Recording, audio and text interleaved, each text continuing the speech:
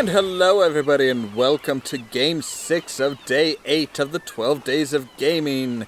This one is called Betrayer. There's not a whole lot of info on it as far as when you start and everything. This is set a ways back, I don't remember, like in the 1800s or something. E for melee. Okay. There we go. Alright, so yes, and basically you were shipwrecked on your way to on the way to this colony, and it's kind of, I mean, I've played it a little bit, not like really intensively or anything, but it's kind of, you know, it's got a basically kind of a sneaking mechanic, and it actually seems to take into account a lot of different things. For example, the amount of sound that you're making with your footsteps and stuff like that will alert enemies.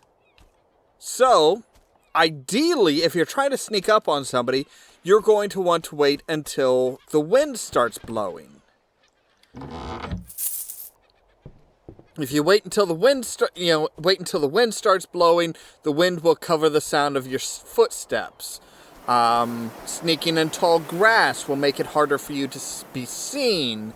Granted, it will also make it harder for you to see. Now, everything is just in black and white, with enemies showing up in red. Now, I'm going to try and get to...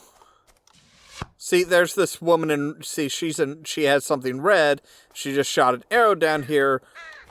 I do not know who you are, or why you've come here, but you should turn back, lest you become trapped in this place as I am.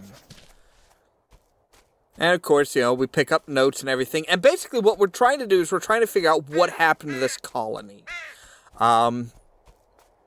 It's got some very, very deep, horror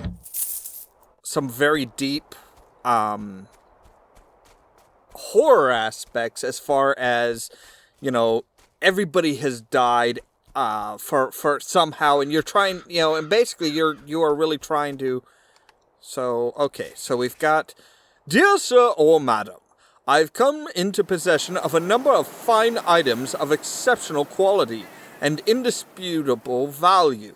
As a token of my good faith, I offer you a free bow in hopes that you may survive long enough to become a regular customer. Arrows will be free for a limited time as well. Beware that they may sometimes deflect from armored enemies, so be sure to carry plenty and recover them when you can. I will put my trust in your honor to leave payment for whatsoever else you choose to purchase. Respectfully, John Howell, Merchant. Okay, so yes, see, we don't have enough loot for all that stuff, but we have 16 arrows. That is price of a shoddy longbow. Okay, we can increase our, so... Cracked longbow, yes. Shoddy longbow. Well, wait a second. Shoddy longbow has longer reach, so we are going to set our shoddy longbow charms. Now, okay, we don't have enough loot, anywhere near enough loot for any charms or anything, but we do now have a bow and some arrows.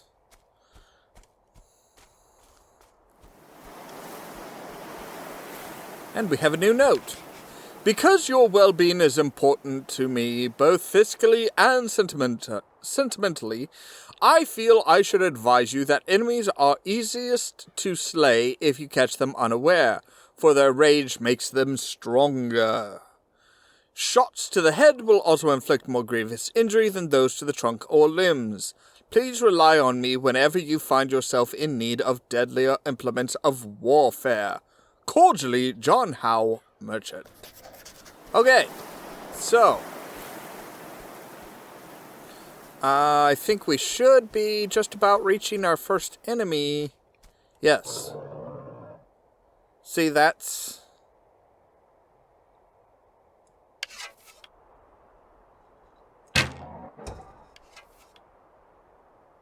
Ooh, whoop. And that alerted him to my presence. And boom! Haha! That's how you do that. So yes, and then, you know, you can pick up arrows, you can pick up... I've got a crude pistol now. What is it? Crude pistol. So yes, we've got crude pistol there. I don't know if we have any actual ammo. I'm guessing well, you know what? Let's see here. Let's close that. Let's pull out. Yes, we do. We have 10 shots for our pistol. So we have, you know, pistols are obviously going to be stronger, but they're also going to be quite a bit noisier.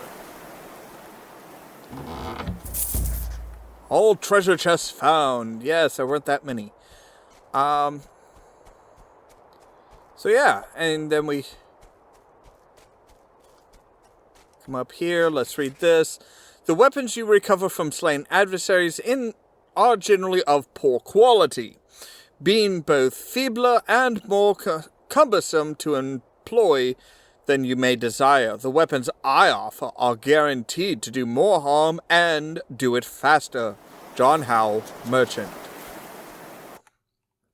So yes, okay, that's the first little entry level of, hey, here, let's teach you a little bit about the game. Not much, not much.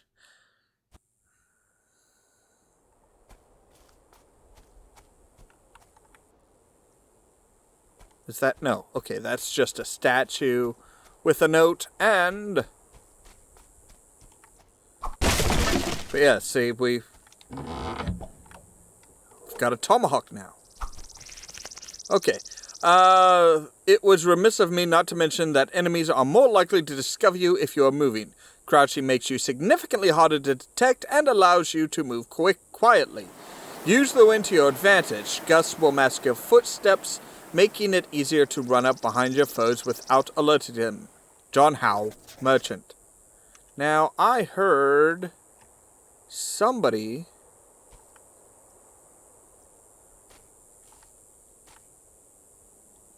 over here. I thought I heard.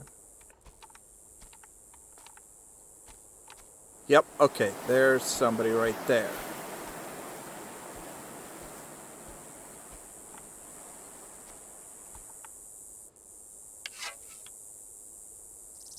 And shaboosh! Nope. There we go, yeah, alright.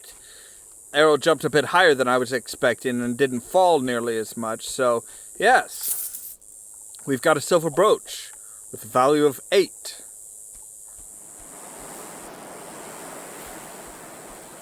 And I think that's where we're supposed to go.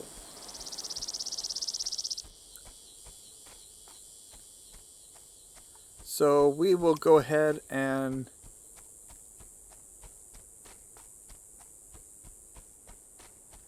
run up here. I don't think there's any more bad guys around. No, nope, does not look like it.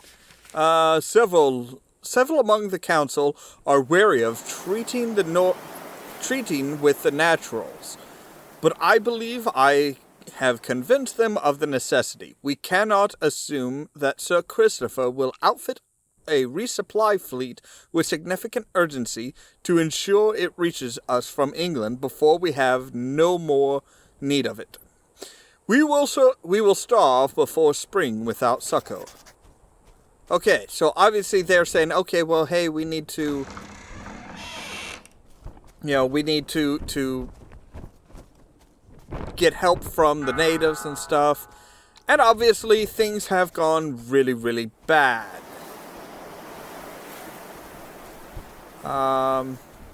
This is the shop.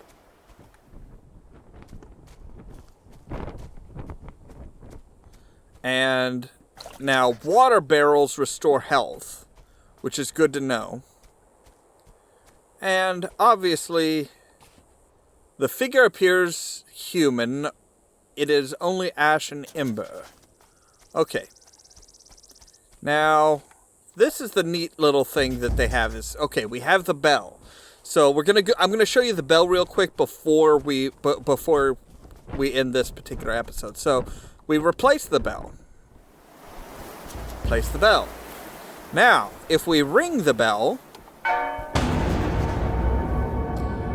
we go into the dark world, and there's spirits and stuff here. So we pick up a trowel, which will allow us to dig certain things and stuff.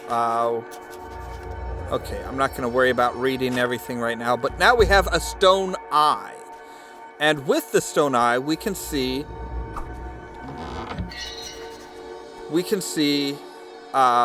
this guy. Now we have a stone ear as well. And let's go ahead and... Okay, we've got a water skin now, so we can actually gather some water. And then now we have a stone tongue.